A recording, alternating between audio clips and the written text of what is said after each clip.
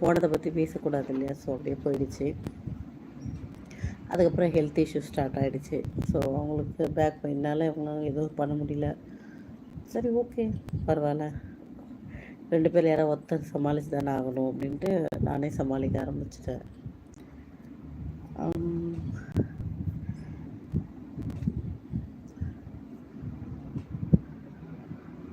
வண்டி வாங்கினதை சொன்னேன் இல்லையா,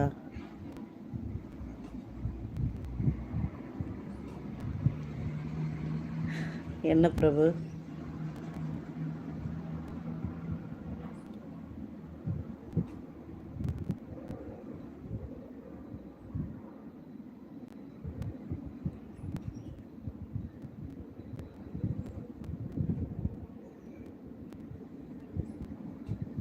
அதே தான் எங்கள் வீட்டுக்காரரும் சொல்கிறாங்க. கொஞ்சம் கொஞ்சமாக மாதம் மாதம் நம்ம கொஞ்சம் ஒரு 100 கல், அதான் அந்த ஆலோ பிளாக் கல் இருக்கு இல்லையா, அது ஒரு கல்லோட விலை வந்து 45 ரூபா, 6 இன்ச்சு கல். கொஞ்சம் கொஞ்சமாக கல் வாங்கி வச்சுக்கலாம், கொஞ்சம் கொஞ்சமாக மண் வாங்கி இறக்கிடலாம் அப்படின்னு தான் சொல்கிறாங்க. வாங்கி வச்சுக்கிட்டு கொஞ்சம் கொஞ்சமாக கட்ட ஆரம்பிச்சிக்கலாம், மொத்தமாக செய்ய முடியாதுல்ல அப்படின்ட்டு.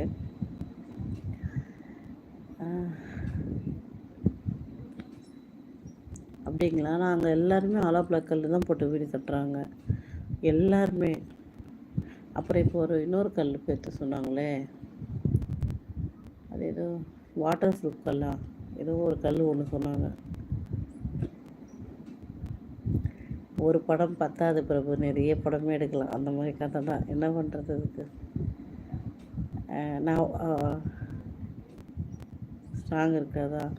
ஆனால் அதுதான் அங்கே எல்லோரும் கட்டுறாங்க, அதான் எனக்கும் தெரில. ஆனால் நாங்களும் அதை தான் யோசிச்சு வச்சுருந்தோம், அந்த கல் ஓகேன்னுட்டு. அப்புறம் வந்து என் பிரச்சனை, வண்டி வாங்கினேன். ஃபஸ்ட்டு வண்டி வாங்கினோம், 3 வருஷம் கூட ஓட்டலை. அதுக்குள்ளே ஏஜிஎம்சி சொல்லிவிட்டு சரியில்லைன்ட்டு அதை போட்டுட்டு அதுக்கப்புறம் ஒரு வண்டி வாங்கினேன். வாங்கி லோனை அடைச்சி லோனு முடிஞ்சு மறு வருஷமே வண்டி கொடுக்குற மாதிரி ஆகிடுச்சு. 1.5 லட்ச ரூபாய்க்கு வாங்கினேன். இஎம்ஐ அது இது நிறைய ஆகிடுச்சு, லாக்டவுன் ப்ராப்ளம் அப்படி இப்படின்னு. கடைசியில் திருப்பி நான் புது வண்டி போட்டேன். ஹாய் கொடி, வணக்கம். சாப்பிட்டேன் கொடி, நீ சாப்பிட்டியா? சென்னை பிரதர்.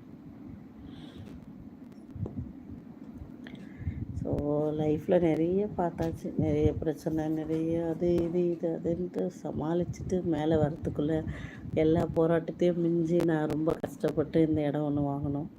இங்கே வாங்கிட்டு சரி, அங்கே தண்ணிக்கு கஷ்டம்னு எனக்கு தெரிஞ்சு தான் வாங்கினோம். நான் நம்பினேன், எல்லார் வீட்லேயும் மோட்ரு போட்டாங்க, நம்மளும் போர் போட்டால் தண்ணி வரும் நம்பிக்கையில் முயற்சி பண்ணேன். கடைசியில் நான் போர் போட்ட டைம் சரியில்லையா என்னன்னு எனக்கு தெரியல. போன மாதம் போட்டால் 30 அடியிலே தண்ணி வந்துடுச்சுன்னு சொல்லிவிட்டு அதுக்கு மேலே இறக்க மாட்டேன்ட்டாங்க, போர் போடலை.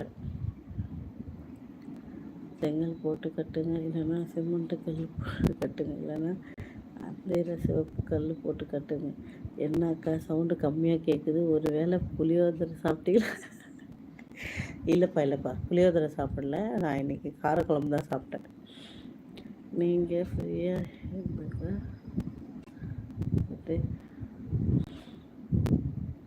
நீங்கள் சொல்கிறது ட்ரேடிங் சொல்கிறீங்க, அவ்வளோலாம் நமக்கு அதை பற்றி இன்ட்ரெஸ்ட் இல்லை. ஏன்னா வந்து நான் அதை பற்றி தெரிஞ்சுக்கிட்ட வரைக்கும் எப்படின்னா, மழை காலத்தில் போர் போடக்கூடாது. ஐயோ, அந்த தப்பு அது தெரியாதுன்னு சொல்ல முடியாது, சொன்னதை நான் கேட்கல.